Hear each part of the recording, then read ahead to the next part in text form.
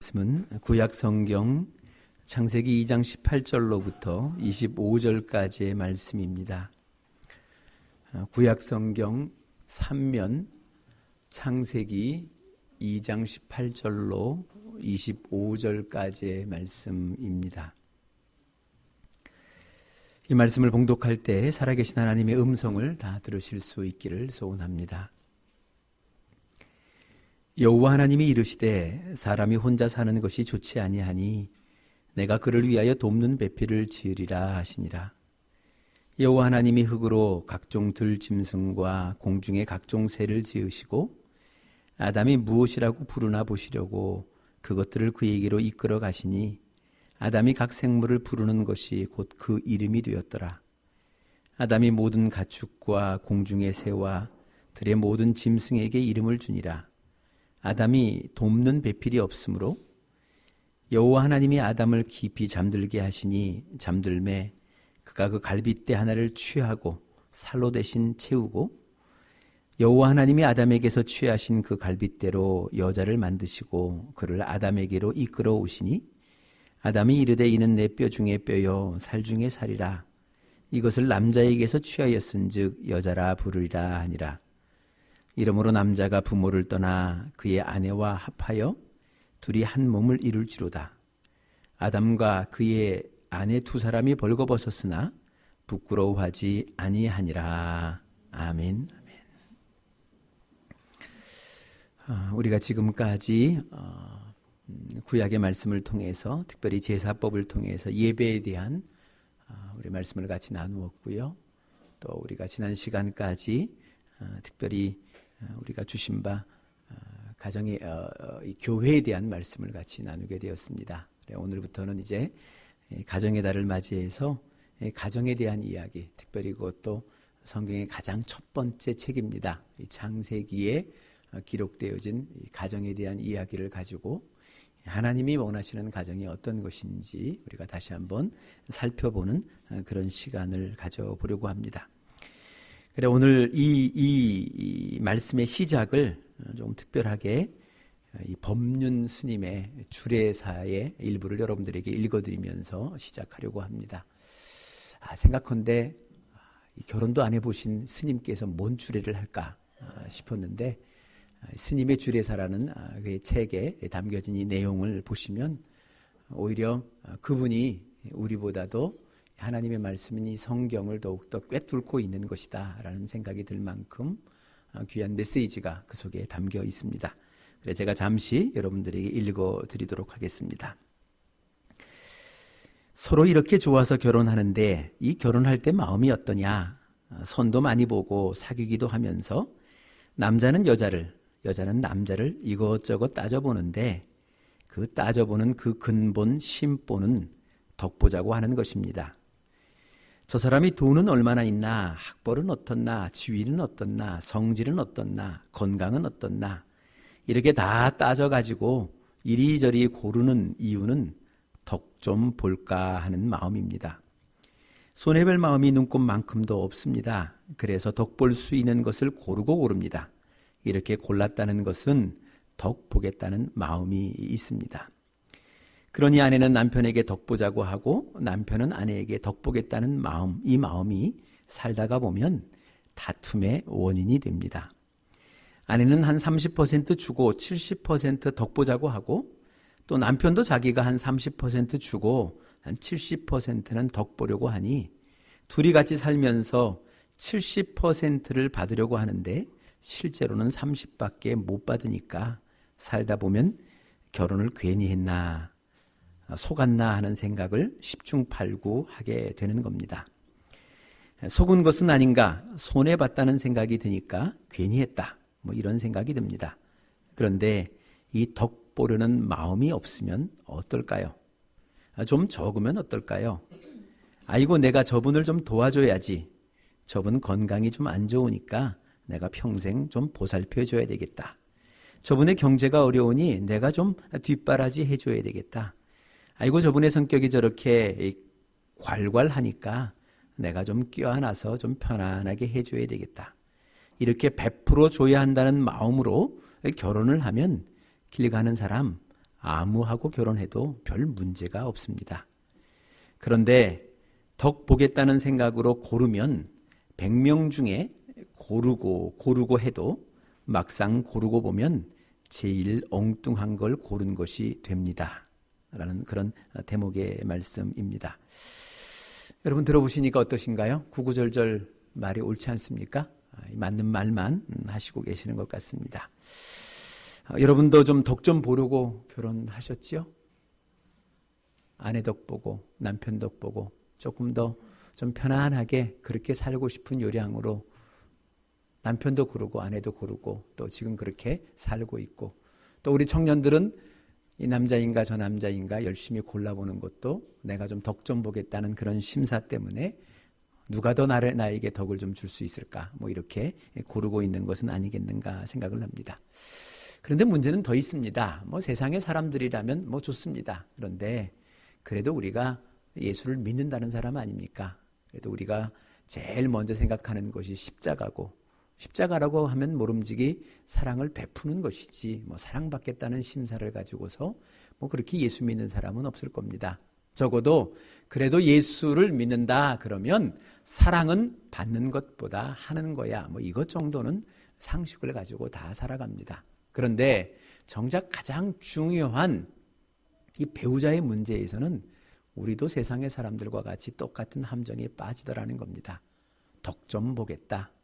누가 나에게 더 큰 덕을 좀 베풀 수 있을까? 뭐 이것을 보고 똑같이 우리도 고르는 심사, 또 고르고 골라, 뭐 이렇게 골라버린 뭐 그런 심사들이 우리들의 마음속에는 있다라는 겁니다. 왜 그럴까 생각했습니다. 도대체 예수 믿는 우리가, 그래도 하나님의 백성인 우리가 왜 그럴까 생각해 보니까 이 말씀 가운데, 특별히 오늘 이 본문의 말씀 가운데 돕는 배필이라는 이 단어가 마음에 좀 걸렸습니다. 돕는 배필로 나에게 주셨다. 뭐 이런 대목이 마음에 걸린다라는 거죠. 그런데 오늘 여러분 18절의 말씀이 이렇게 되어 있습니다. 여호와 하나님이 이르시되 사람이 혼자 사는 것이 좋지 아니하니 내가 그를 위하여 돕는 배필을 지으리라. 이렇게 이 말씀이 되어 있는데, 이 말씀만 이렇게 똑 떼어놓고 보면 뭐 이런 겁니다. 어느 날 하나님이 에덴 동산을 거닐다가 무심결에 이 아담을 봤는데 이 아담이 지독하게 외로움을 타고 있는 겁니다. 고독에 빠져 있다라는 거죠. 그래서 불행해 보였습니다. 아이고, 또 생각해 보니까 저대로 가만뒀다가는 지명대로 못 살겠다 싶어가지고 안 되겠다 싶어서 저 돕는 배필이 필요하겠다. 그래서 그를 도와주려고 돕는 배필을 만들어 주셨다. 뭐 이렇게 우리가 생각을 할 수 있다라는 거죠. 그런데 여러분 여기서부터 우리가 오해가 생기는 겁니다. 그렇지를 않아요. 그렇지를 않습니다. 하나님이 아담에게 하와를 주신 것은요, 하와를 이끌고 나가신 이유는 그가 부족해서가 아닙니다.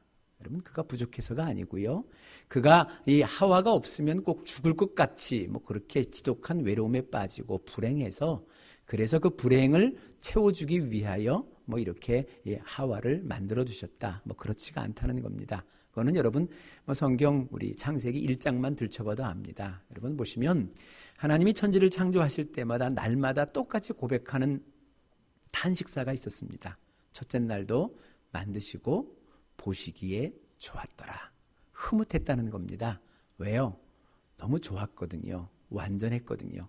둘째 날도 그렇습니다. 만드시고 보시기에 좋았더라.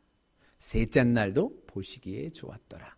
넷째 날도 또 다섯째 날도 만드시고 보시기에 좋았더라. 계속해서 반복을 합니다. 그런데 아주 특별하게 여섯째 날은요, 특별히 아담을 만드시고 이제 창조를 다 끝내셨습니다.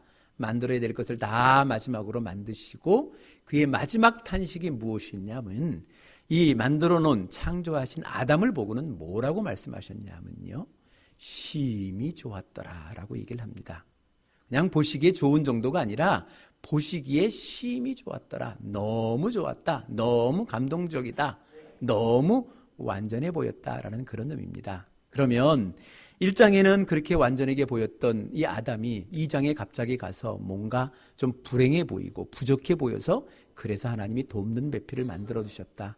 그렇게 생각되지는 않습니다. 그러면 우리가 믿을 만한 하나님이 못 되십니다. 하나님은 1장에서도 하나님이시고요. 2장에서도 우리가 믿을 만한 하나님이십니다. 그래, 오늘 이 대목을 우리가 생각하면 이런 겁니다. 여러분, 우리가 결혼하는 이유는요, 내가 부족해서 결혼하는 것 아닙니다. 여기 우리가 큰 문제가 있는 겁니다. 내가 부족해서 내 부족함을 채우기 위하여 결혼한다. 우리 세상 속에서 자꾸 생각하는 게 그겁니다. 부족한 두 사람이 만나서 그 부족함을 서로 채우며 살아가는 거, 바로 그게 결혼 생활이다. 뭐 이렇게 어르신들이 가르쳐 주셨지만 성경적으로 보면 그렇지가 않습니다. 원래요, 나라는 존재는요, 아담이라는 존재, 하와라는 존재는요, 홀로 두고도 부족함이 없습니다. 하나님 보시기에도요, 심히 좋았더라, 감동될 만큼, 감탄될 만큼 그런 존재입니다. 그런데 어느 날 이 에덴 동산을 거닐다가 아담을 보니까 사랑하는 마음이 더 발동이 된 겁니다. 하나님께서 저 사랑하는 저 아담을 위해서 내가 뭘 더 해줄 수 있을까? 뭘 좀 더 해주고 싶은데, 우리도 그렇지 않아요? 어느 날 보면 내 자식 보면 평소도 잘해줬는데 오늘은 좀 더 해주고 싶은 날이 있어요. 더 행복하게, 더 즐겁게, 좀 좋은 날을 만들어주고 싶은 그런 마음 있지 않습니까? 그런 마음이 하나님이 발동이 된 겁니다. 왜요? 사랑하니까. 그래서 하와를 만들어 주셨습니다. 이 말은 무슨 뜻이냐 하면요, 결혼이라는 것은요, 본래 부족한 사람들끼리 만나는 것이 아니라 혼자도 살 수 있어요. 혼자도 충분히 살 수 있는 사람인데 결혼하고 나니까 더 좋은 날들을 만들 수 있다는 겁니다. 하나님이 주신 좋은 선물이지 이것이 마치 의무인 것처럼, 그렇지 못하면, 결혼하지 못하면 온전치 못한 인간으로 살 수밖에 없는 그런 부족한 인간, 그래서 그 부족을 채우기 위하여 돕는 배필 만들어주셨다. 그런 의미가 분명히 아니다라는 겁니다. 그러니까 여러분, 이 결혼이라는 것은요, 하나님이 우리 인간에게 주신 최고의 선물입니다. 최고의 선물이고요. 또 다르게 얘기하면 보너스입니다. 하나님이 주신 보너스. 이거 너 좀 받아. 너도 지금도 좋지만 더 좋아. 더 행복해. 너 지금도 행복할 수 있지만 더 행복해. 같이 있으면 더 행복해. 이 행복을 위해, 즐거움을 위해서, 기쁨을 위해서 하나님이 주신 선물이요, 보너스. 바로 그것이 이 성경, 이 창세기를 통하여 우리에게 주시는 하나님의 말씀이다라는 겁니다. 그래, 저는 간혹 이런 분들을 만나면 절대 결혼을 말립니다. 누군가 쫓아다니는데 나 아니면 죽겠다는 사람이 있다는 겁니다. 그러니까 나랑 결혼 안 하면 자기는 세상 하직하겠다, 살 이유가 없다, 살 소망이 없다, 뭐 그런 사람이 있다라고 하면 저는 그 결혼 말립니다. 쌍수를 들고 말립니다. 여러분 한번 가만 생각해 보셨으면 좋겠습니다. 이 사람이 생각하는 결혼이 뭘까요? 이 사람이 생각하는 결혼이 뭡니까? 이 여자랑 결혼하지 않으면 나는 평생 불행하다 생각하는 것 아니겠습니까? 평소에도 이 사람에게는요, 행복을 만들어갈 능력이 없어요. 상대가 아니고서는요, 상대가 나를 채워주지 않고서는요, 이런 행복을 만들 수 있는 그런 능력이 없습니다. 이거는 일종의 협박이고요. 혹 더 나가서 뭐 독한 마음 먹고 그가 뭐 자살을 기도했다, 자해를 했다 생각하면요, 이 사람이 가진 결혼의 관은요, 심각합니다. 100% 환상이에요. 그렇잖아요? 여러분, 이 환상이라는 것은요, 깨질 수밖에 없습니다. 이 환상이 하나둘씩 깨어지면요, 이 사람은요, 중심을 잃어버릴 수 없을 수밖에 없습니다. 그래, 이 결혼이 부담스러워요. 함께 사는 것이 불편합니다. 그래, 부담스럽고 불편해서 그래서 갈라서자, 뭐 이 말뿐이 못할 수밖에 없다는 것 아니겠습니까? 책임을 질 수 없는 그런 사람 아니겠습니까? 이 사람은요, 뭐 혹시 자해를 했다, 뭐 이러면요, 이 사람은요, 대단히 훌륭한, 아주 강한 사람이 아니고요, 의지가 아주 박약한 사람입니다. 도움 없이 살 수 없는 의지가 박약한 사람. 그래서 저는 제 딸에게는요, 이런 사람 쫓아오면 말립니다. 절대 말립니다. 너 아니어도 잘 살 수 있는 사람, 그 사람이랑 살 때 네가 행복해. 저는 그렇게 생각합니다. 충분히 행복할 수 있는 능력이 있고요, 하나님으로부터 받은 은혜가 있고 또 은사가 있는 것, 그것이 이 성경이 우리에게 가르쳐주고 있는 겁니다. 정말 제 주변에요, 저랑 함께 사역도 하고요. 제가 아끼는 후배입니다. 참 좋으신 분이신데 이분이 전도사회에서 목사 안수를 앞두고 목회를 포기하셨습니다. 포기한 이유는 아내와의 이혼입니다. 아내랑 이혼했기 때문에 더 이상 목회를 할 수 없어서 이 목회를 포기하고, 그가 원래 사업하던 친구였는데 다시 사업하는 곳으로 이제 돌아갔습니다. 그 친구가 어느 날 저에게 그런 얘기를 했습니다. 깊은 얘기를 하던 중에 그저 부끄러워서 남에게 이야기하지 못했던 이제 속 얘기를 합니다. 결혼할 당시의 얘기를 하는데, 결혼할 때 자기는 아무리 생각해도 이 여자가 자기의 아내가 아니라고 생각한 겁니다. 도무지 이 여자랑은 내가 함께 사는 것이 아니다, 하나님이 주신 것이 아닐 것이다 라는 생각이 들었어요. 근데 이분 전 아내죠. 이 아내가 정말 몹시 좋아하고 몹시 따라다닌 겁니다. 그래 협박을 합니다. 당신 나랑 결혼 안 해주면 나는 세상에 살 필요가 없으니까 나 죽을 거야. 그 말을 듣고도요, 이 전도사님이 눈 하나 깜빡하지 않았습니다. 아닌 거니까. 아니다. 근데 어느 날 정말 이 여인네가 약을 먹고 자살을 기도한 겁니다. 물론 은혜 가운데 살았습니다만 자살을 기도한 그 사건을 두고요, 주변에서 자꾸 말리며 부탁을 하는 겁니다. 자네가 아니면 생명을 잃겠다는데 어떡하냐. 죽겠다고 하니 어떡하니. 그러니 좀 그래도 한 사람 살리겠으니 생각하고, 그래 좀 베푼다 생각하고, 그래 좀 결혼해 살아봐라 라는 주변의 권위들, 이 권면들을 받아들여서 결혼을 하게 됩니다. 그리고 자식 낳고 살았습니다만, 그러나 결국 그 환상이 깨어지는 순간을요, 그 아내는 견뎌내지를 못합니다. 결국은 그 자식 데리고요, 캐나다로 도망가 버렸습니다. 혼자 두고 도망가서 결국 몇 년을 기다리고 기도하고 기다리던 중에 그래도 안 돼서 결국은 이혼을 하게 되고, 자기가 평생 걷고자 했던 목회의 길을 포기한 전도사님이 제 가까이 아주 근처에 계신다라는 겁니다. 그래, 여러분 생각해 보면 바로 이런 겁니다. 이 목숨 걸고라도 결혼해서 살아야 되겠다는 이 사람은요, 정말 그 심사 속에 100% 덕보겠다는 마음이 가득합니다. 당신이 아니면 나를 채워줄 수 없는 겁니다. 내가 본 뒤 부족한 게 많아요. 그래서 불행할 수밖에 없는 그런 인생인데, 당신만이 내 불행을, 내 부족함을, 내 연약함을 채워줄 수밖에 없는 사람입니다 라고 덕점 보겠다는 생각으로 결혼한 사람, 이 사람하고는요, 이 행복을 만들어갈 수 없다는 것, 그것을 우리는 늘 생각을 해야 한다라는 겁니다. 이런 생각에는, 이런 사람은요, 자기 필요에 의해서 결혼을 합니다. 배우자가 자기 헬퍼나 자기를 돕는 자쯤, 자기의 부족함을 채워주는 자쯤, 내가 할 수 없는 일을 해주는 사람 정도, 이렇게 생각할 수밖에 없다라는 거죠. 그러니 좀 그 뜻대로 돕지 않으면, 사실은 자기 마음에 들지 않으면 화를 내고요, 분노하게 되고, 결국은 이 다른 길을 걸어가게 되는 그런 상황들을 우리가 맞이하게 된다라는 겁니다.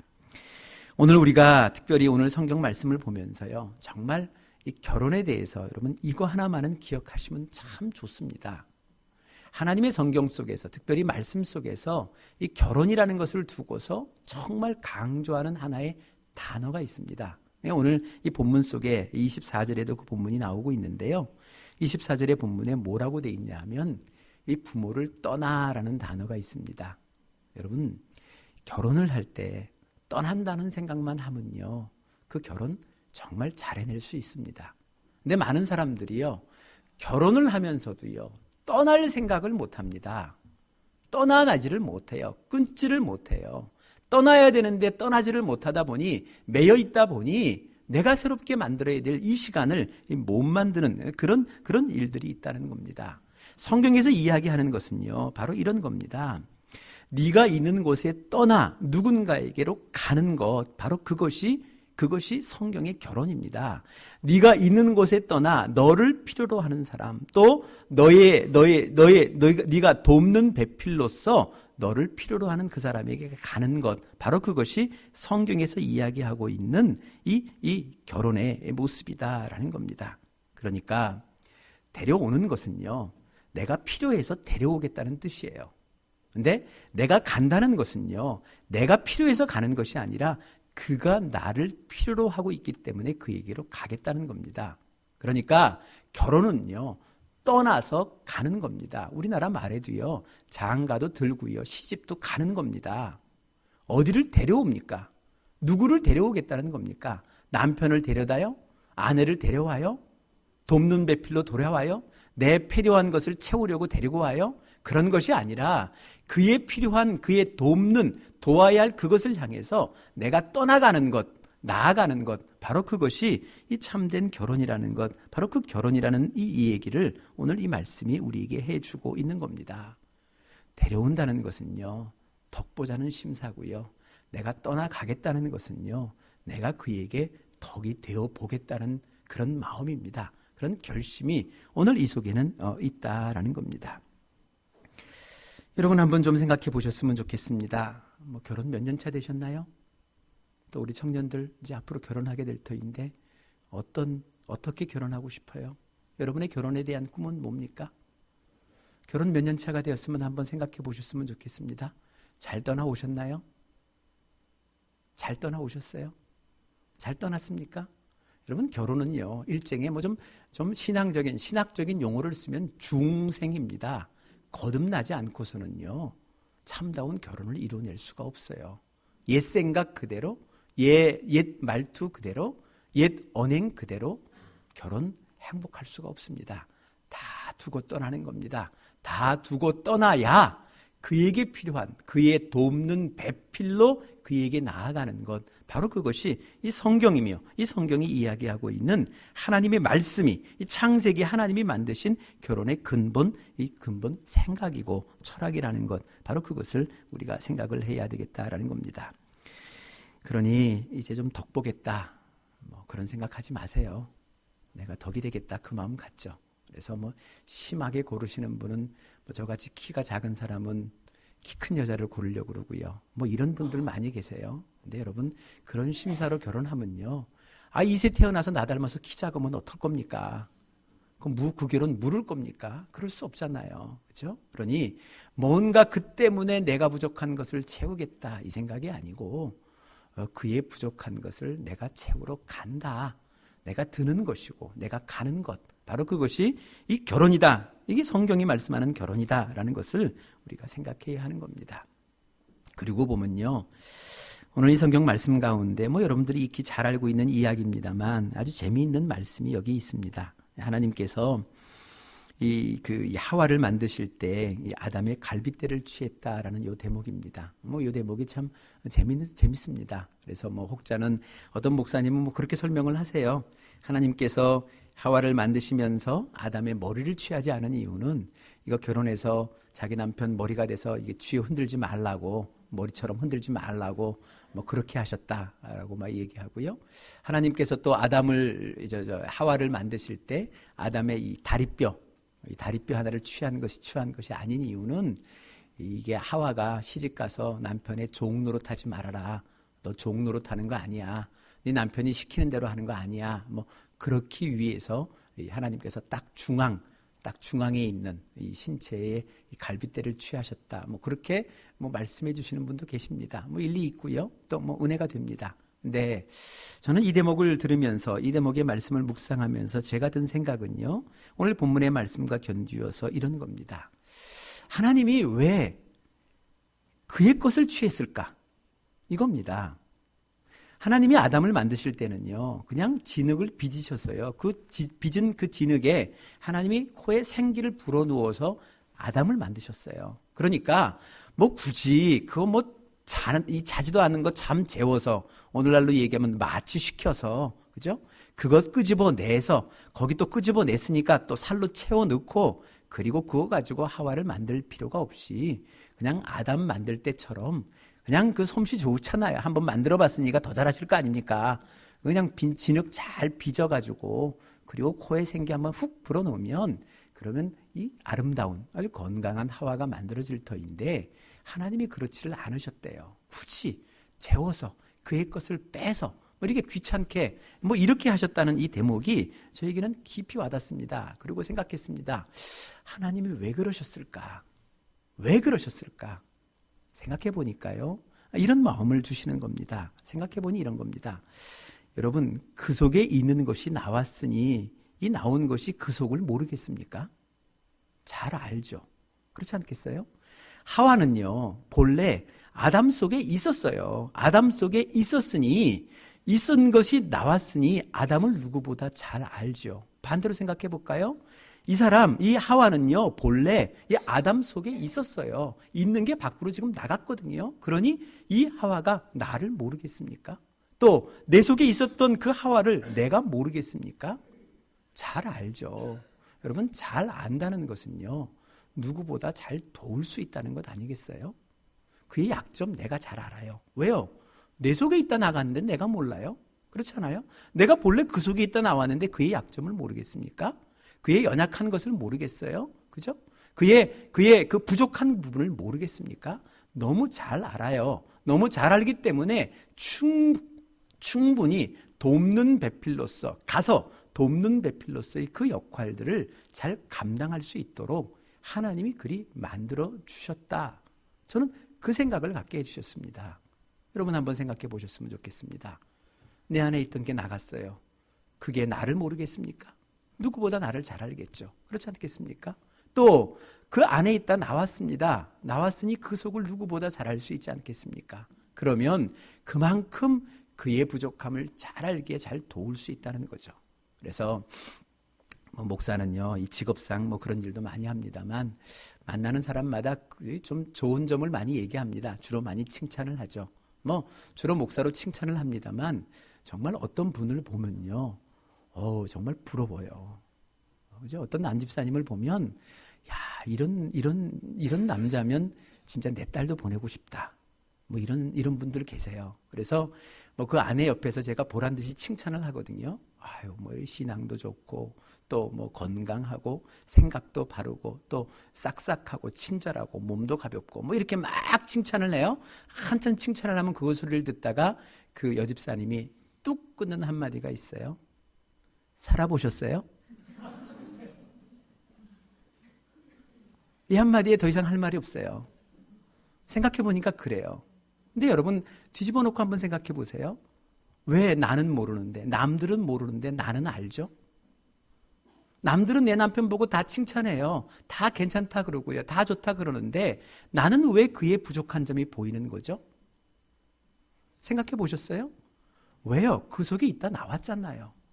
내가 잘 알아요. 남들은 그저 남이에요. 남이니까 그를 잘 모르죠. 그를 어떻게 알 수 있겠습니까? 그의 속을 어떻게 알아요? 살아보지 않고 어떻게 알겠습니까? 근데 아내는요, 귀신같이 남편을 알아요. 그렇잖아요? 또 남편은요, 귀신같이 아내를 압니다. 알면서도 건드려서 문제지만, 그렇잖아요? 알아요. 충분히 알고 있습니다. 왜요? 그로부터 나왔고 내 속에 있는 것을 내어 보냈거든요. 그렇게 해서 만들어진 것이 이 결혼이에요. 하나님이 주신 배우자다라는 것, 바로 그것이 오늘 이 성경 속에서 우리에게 말씀해 주고 있습니다. 그런데 오늘 이 성경을 보면요, 제 말이 그래도 좀 그럴듯하다, 맞다라고 이렇게 증명해 줄 수 있는 성경의 본문이 있어요. 오늘 제가 18절을 주로 여러분들과 같이 나누고 있는데요, 이 18절에 보면 우리 개역성경, 우리가 지금 제가 오늘 본문으로 읽었던 개역성경에는 좀 빠져있는 단어가 있습니다. 이게 정말 중요한 단어인데 왜 이 단어를 뺐는지 모르겠어요. 이 단어를 집어넣어서 세번역 성경에는 이렇게 번역을 합니다. 개역개정만 그렇고요, 영어 성경이나 다른 성경에는 꼭 이 표현이 있어요. 어떤 표현인가 보면요, 2장 18절에 세번역 성경은 뭐라고 번역을 했냐면, 여러분 개역성경하고 한번 비교해 보세요. 주 하나님이 말씀하셨다. 남자가 혼자 있는 것이 좋지 않으니 그를 돕는 사람, 곧 그에게 알맞은 짝을 만들어 주겠다. 이렇게 말씀하셨어요. 여기 표현 중에 뭐가 빠졌는가 하면요, 그에게 알맞은 짝을 만들어 주시겠다. 알맞은 요 표현, 요 단어가 우리 개역개정 성경에는 좀 이렇게 희미해요. 빠졌다고 얘기하기엔 좀 뭐하고요, 좀 희미해요. 여기 알맞은, 적당한, 분명한, 그죠? 적절한, 요런 표현이 지금 빠졌다라는 거죠.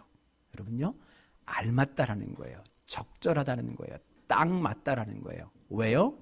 그 속에 있다 나와서 그를 너무 잘 알아요. 그가 어떤 사람인지 잘 알아요. 뭐에 분노하는지, 뭐를 못 견뎌 하는지, 그죠? 잘 알아요. 누구보다 잘 압니다. 그가 연약한 것이 무엇인지, 그의 상처가 무엇인지 너무 잘 알아요. 그래서 적절한 겁니다. 알맞은 겁니다. 딱 맞는 겁니다. 딱 맞는 그런 존재로 만들어 두시고 그리고 보내신 겁니다. 가서 그에게 돕는 배필이 되어라. 그가 부족한 것 너 잘 알고 있잖아. 네 눈에 분명히 보여. 남들이 다 못 볼 거야. 남들은 다 아니라고 얘기하지만 너는 분명히 알게 될 거고 분명히 보게 될 거야. 그러면 그때 슬그머니 그것을 채워 넣어. 도와줘. 돕는 배필로 써봐. 바로 이 메시지가 오늘 이 말씀 속에는 있다라는 겁니다. 여러분도 신기하지 않아요? 남들은 다 모르는데 여러분 남편 약점 알죠? 어떨 때 요 인간이 화를 내는지 잘 알고요. 어떨 때 요 인간이 팩 돌아서는지 잘 알아요. 또 남편도요. 아내 잘 알아요. 그죠? 어떨 때 그죠? 내 아내가 좀 몹쓸 말이 튀어나오는지 너무 잘 안다고요. 왜요? 하나님이요. 그렇게 만들어 주셨어요. 그 속에 있는 것을 꺼내서 만들어 주셨어요. 그리고 보내셨어요. 가라. 그리고 도와줘라. 보이니까 도와줘라. 바로 이렇게 하나님이 만드신 이 하나님의 작품이 이 배우자라는 것, 바로 그것을 우리가 생각을 해야 한다라는 겁니다. 그래, 오늘 이 본문의 말씀을 우리가 생각하면서 특별히 이제 5월의 가정의 달, 이제 몇 주간 여러분들과 함께 가정에 대한, 창세기에 나온 가정에 대한 말씀을 이제 나누려고 하는데, 이 말씀을 좀 마치면서 여러분들에게 한 가지만 더 강조를 좀 드리려고 합니다. 여러분, 하나님이 준비하신 결혼이라는 것은요, 떠나가는 겁니다. 떠나서 돕는 배필이 되어주는 겁니다. 내가 데리고 와서 누군가를 돕는 배필로 삼는 게 절대 아니에요. 여기서부터 우리는 불행해집니다. 그렇죠? 데려와서 돕는 배필로 삼겠다. 내가 그에게 좀 덕 좀 보겠다. 내가 비록 못난 자이니까 내 못남을 좀 채워보겠다. 뭐 이런 심사로 결혼하시면요, 그 결혼이 참 힘들어집니다. 진짜 그렇습니다. 그러니 이제는 보이면 내게만 보이게 하시는 거구나 라고 슬며시 가서 채우시면 돼요. 남들은 모릅니다. 남들은 못 봅니다. 바로 그 말씀이 오늘 이 속에 있다라는 겁니다. 그래, 오늘 24절의 이 본문의 말씀도 그래서 떠나라고 얘기하는 겁니다. 떠나라. 그의 아내와 합하여 둘이 한 몸을 이룰지로다. 이게 결혼입니다. 하나님이 선언하신 결혼입니다. 여러분, 이 결혼이라는 것은요, 신비입니다. 신비. 수학적으로 어떻게 하나하나 둘이 하나가 됩니까? 이거는 있을 수 없어요. 그러나 하나님의 신비 속에 원래 다른 둘이 하나가 되어지는 것, 바로 그것이 결혼인데요. 그 결혼의 신비의 시작이 떠남으로부터 시작되어집니다. 오늘 내가 이 결혼의 신비한 이 맛을 못 누리고 계세요? 불편해요? 어려워요? 그러면요, 아직 떠나지 못한 것이 있어요. 남자들 결혼하고 나서요, 총각 때처럼 살려고 생각하시면 안 돼요. 그렇잖아요? 이제 총각이 아니에요. 총각으로부터 떠나와야 돼요. 총각 때 가질 수 있는 생각 있죠. 편하게 살고요. 하고 싶은 거 하고요. 되죠. 얼마든지 돼요. 그러나 결혼한 그 순간부터는요, 그런 생각으로부터 떠나는 겁니다. 총각 때 말투로부터 떠나는 거예요. 지 하고 싶은 말 하고 사는 것, 그런 것 아니에요. 그렇잖아요? 총각 때 하고 싶었던 행동 했다 치면 지금은요, 그 행동으로부터 떠나는 겁니다. 떠나서 이제 여기에 필요한 행동, 중생이라고 얘기하지 않았습니까? 거듭나지 않고서는요, 그때 비로소 이 행복을 우리가 만들 수가 없어요. 아내들도 똑같습니다. 여러분, 모름지기 처녀로부터 아내가 되었다 생각하면요, 처녀로부터 떠나는 거예요. 그렇지 않습니까?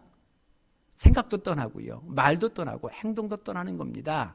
아버지로부터 어머니로부터 떠나오는 겁니다. 떠나오지 못하면요, 그러면요, 그 둘이 이 신비한 행복을 경험할 수가 없어요. 하나님이 주셨다는데요, 선물로 주셨다는데, 보너스로 주셨다는데, 나는 남들은 보너스를 받고 즐거워하고 행복하고 즐기고 있는데, 나는 이 보너스를 지고 이 뜨거운 감자처럼 놓지도 못하고 들지도 못하고 이 전전긍긍 이렇게 불편하게 살 필요가 없다는 겁니다. 생각해 보세요. 내가 아직 떠나오지 못한 것이 있어요. 거기서부터 과감히 떠나오세요. 그러면요, 신비함이 시작되어집니다. 정말 하나님이 주신 선물이 선물다워지기 시작해요. 여러분, 이 말씀을 여러분들이 기억을 하셨으면 좋겠습니다. 그래, 요즘 특별히 젊은 친구들, 그죠? 결혼 생활이 좀 힘들어요. 결혼하는 것도 힘들지만요, 결혼 이후에 결혼 생활도 참 많이 힘들어합니다. 왜 그럴까 가만 생각해 보니까 요즘 젊은 친구들 다 보면요, 형제들이 좀 부족해요. 하나 아니면 둘 아닙니까? 그래서 아들은 집에서 왕자처럼 컸고요, 딸은 집에서 공주처럼 컸어요. 여러분, 왕자와 공주가 만나서 왕과 왕비 되는 것은 옛날 얘기예요. 그건 동화 속에 있는 얘기고요. 왕자와 공주가 만나면요, 절대 행복하지 않아요. 왕자는요, 왕자를 내려놓고 나와야 되고요. 그죠? 이 공주는요, 공주 반납하고 나오셔야 돼요. 떠나셔야 돼요.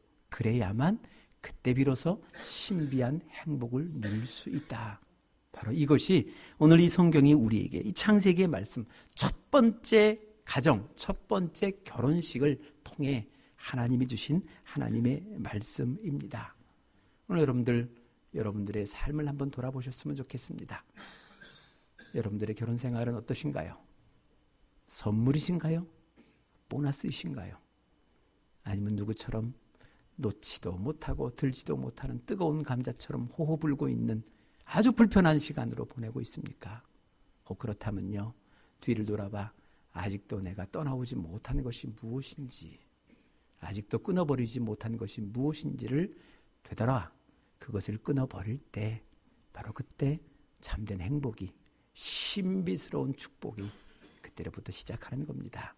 오늘도 이러한 밀월입니다. 둘만의 시간, 이 신비한 시간을 우리 한번 다시금 꿈꿔보고 또 만들어 볼 수 있는 우리 이달 5월 한 달이 되시기를 바랍니다.